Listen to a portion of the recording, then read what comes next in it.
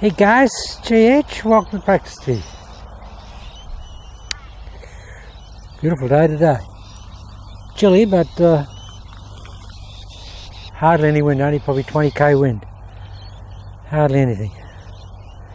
And that on the JH Practice Tea is hardly anything.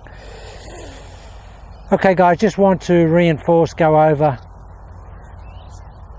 and that's all the videos will be from now on, is just reinforcing and reviewing and revising. Now I can assure you that the evolution that I've evolved to now with the soggy legs really for me has to be a part of my final protocol, because it just does so many good things. It gives me the ability to corral the hips and stop them from spinning. It gives me the ability to use the legs to support the arm swing coming in, and it helps me get the weight going vertically down.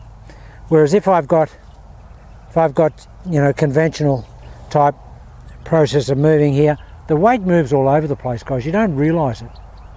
I mean, it has to. If that portion here and this centre of rotation and movement here is moving, it's taking the mass away dramatically. But if we can maintain that travel direction coming into the ball here, and the placement of the mass at impact and even post impact to a degree, it's a huge benefit. And it was one of the reasons, and one of the major reasons, that Mo Norman was such a great ball striker.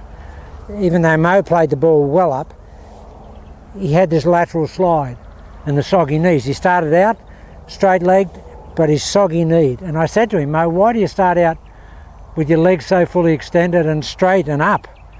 He said, because I can go down then. He said, if I'm down, it's very hard for me to go further down, and there's a chance that I'll come up. So I said, I just felt that when I was up, I could go down.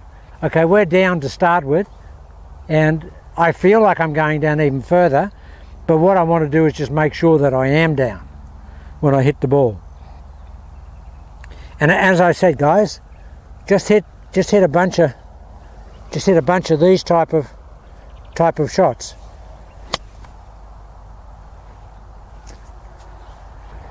Just take it back, sit on it,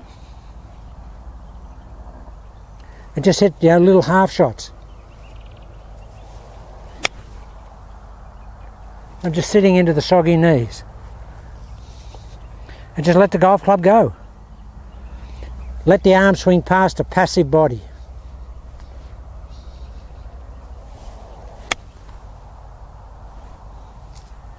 I mean, that's very, very easy and soft, but that's the way to get the feeling.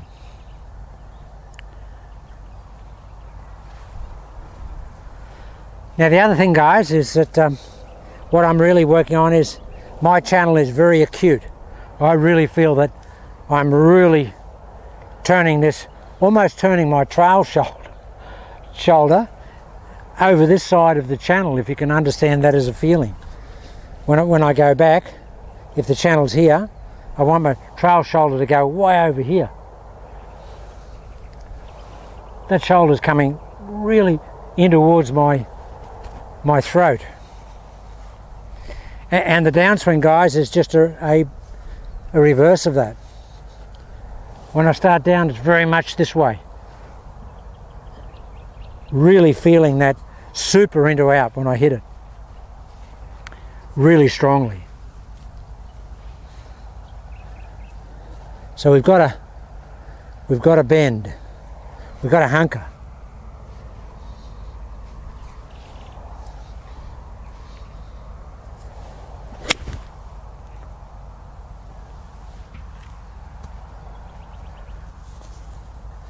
And just let the club go back, guys. Don't try and do anything with it.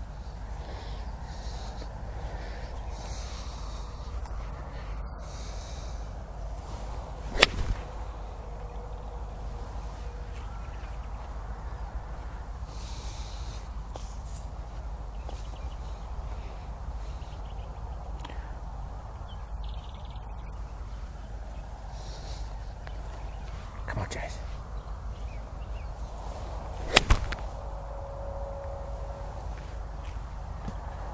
Really strong.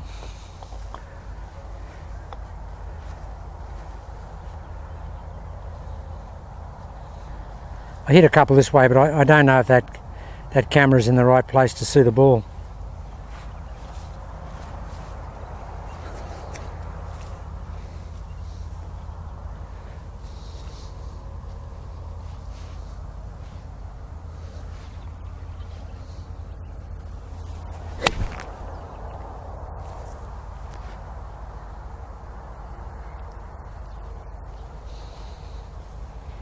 Maybe I need to come around a little bit by the look of where that camera's pointing.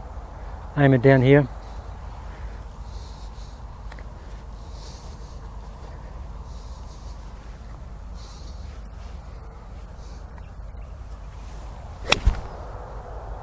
Maybe that angle's better.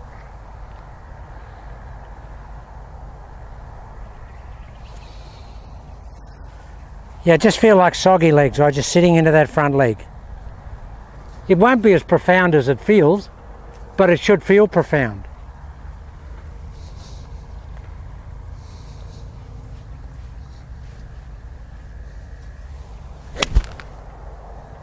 Don't get any better than that. Wow.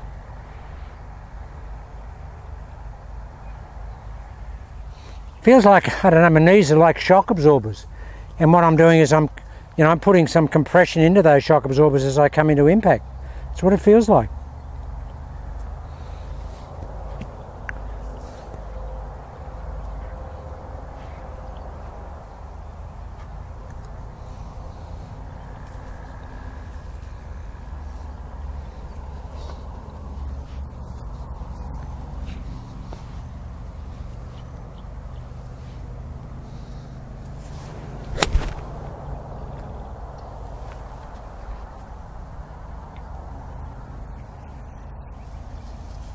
So we don't get any movement.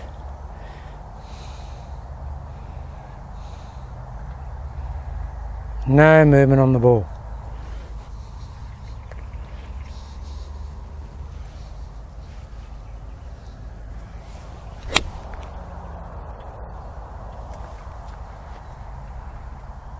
It's a good feeling, guys. I just feel like this. That's really what it feels like. It just feels like I'm kneeing the golf ball. That's what it feels like. It feels like I'm kneeing the golf ball.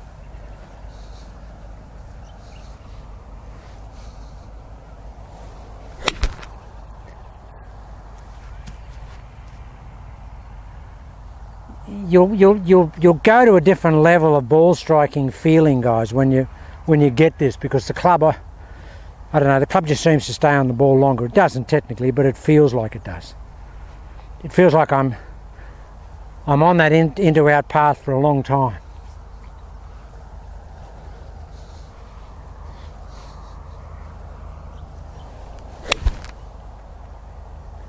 Well, I can't hit it better than that.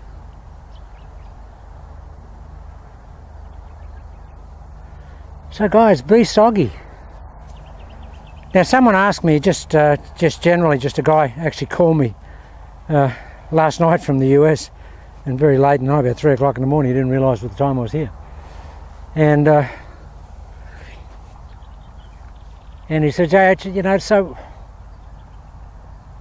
what do you do when you want to change the shape of the shot in channel lock? I mean, there's not a lot going on, is there? You're not doing an awful lot of path differentials or face differentials. And I said, actually, you're quite right. And all I do, guys, which is my own little secret, but I do it with pressure in my hands. In that, if I want to hit a really hard draw with channel lock, coming in, I take all the pressure out of my lead hand, completely. Hardly in. And so that means that trail hand is really going to do the business of releasing the club head. And it'll release it a bit early and shut it down a bit earlier. And it gets this sort of slinging type effect past the lead hand, which gives me that into-out, the club face shutting and that slinging draw. Conversely, if I want to hit the ball dead straight or with a little bit of fade, all I do is I pressure up that lead hand in those back fingers. I put more pressure into it and I pull more. And by pulling more and having more pressure in those back fingers, it takes the ability of that trail hand to overpower the lead hand.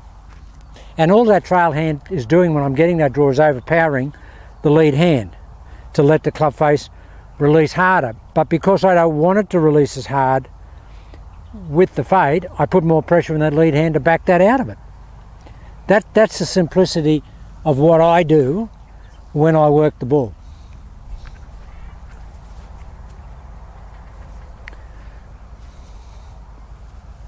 Okay, I'm going to hit just a little push fade up here. I'm just going to pull that lead hand more.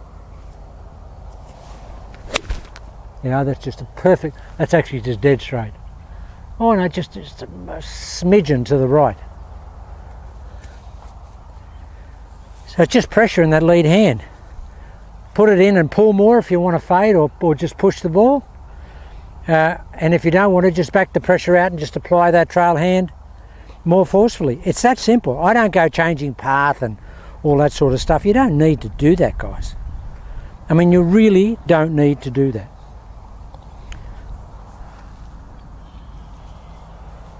I will just hit a slinger down here and I'll just back all the pressure out of that lead hand.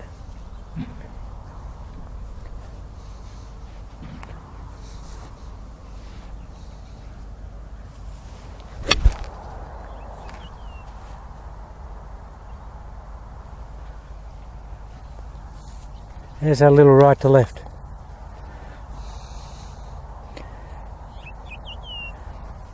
Try and hit a little bit more. Yeah, there's a bit of movement on that. See the movement on that? Now that's a really passive left hand, lead hand. Very passive. But you could see that the clear marked movement on that golf ball. That's because the lead hand just wanted to succumb to the trail hand. Okay, we'll just hit one here with a lot of pull and a lot of solidness in the lead hand. Now guys, there's the perfectly, just like a little half a yard fade, and that's just more pressure in that lead hand. So for people that, you don't have to complicate working the ball. You don't have to do that, because that'll blow your protocol to bits, because you'll have so much in your head with the aspect of working the ball that you'll just confuse the whole issue. While I'm here, guys, I'm going to have an attempt soon at the Mark Evershed, the Canadian guy who was Mo Norman's great friend, when he wanted to get Mo inducted into the Canadian Hall of Fame. He wanted to convince them how accurate Mo was as a ball striker. And so he just turned up one day to Mo on a tee on the golf course, and he just threw down 30 balls. Said, "Okay, Mo, I want you to hit these 30 balls in quick time onto the fairway here." And he did it. And there's a video of it on Todd Graves' website. And I think that he missed one or two out of those 30. I think his average was 98% or something. I'm going to have a go at that record. And we're going to have probably a fairway about 38 yards wide. I measured all the fairways here on the golf course here, and they're all between 38 metres and 45 metres wide. So if we go in between about 38, put two markers out there at 38, and I'm going to have a go at and get Mr. X here or some witnesses, and we're going to film it. I've already had a run through yesterday, and I hit 34 in a row, and it was pretty easy. So I'm pretty confident I could do 30 out of 30. And maybe our little golf range here, we can have a Hall of Fame, and I can get inducted into the JH Practice Tee Hall of Fame. I'll be the only inductee. But we're going to do that, guys. And guys, we might even do it with the drone. If I can con the young guy in here, and he's always busy, but hit the shots and then get him to fly the drone down and have a look on the fairway at the 30 balls. Or we might just go down there after we've hit them and count them. But we'll do something that can validate and justify it. Okay, we're just going to hit a really strong Now see how that's moving? That's just backing the pressure out of that lead hand, and that trail hand just takes over. Well, I hope you can see that.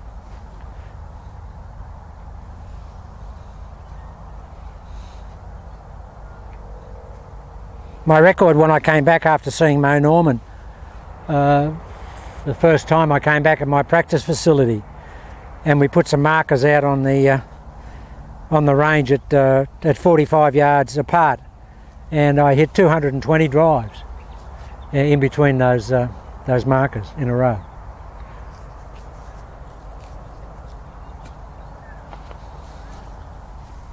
So 30 shouldn't be a problem.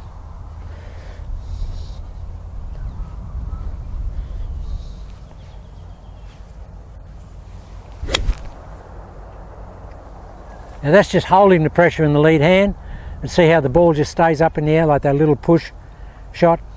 Okay guys, just a couple of aspects that might help you, particularly if you want to work the ball. Don't do anything. I just wonder, okay guys, while we're here, this is just something else. While we're here,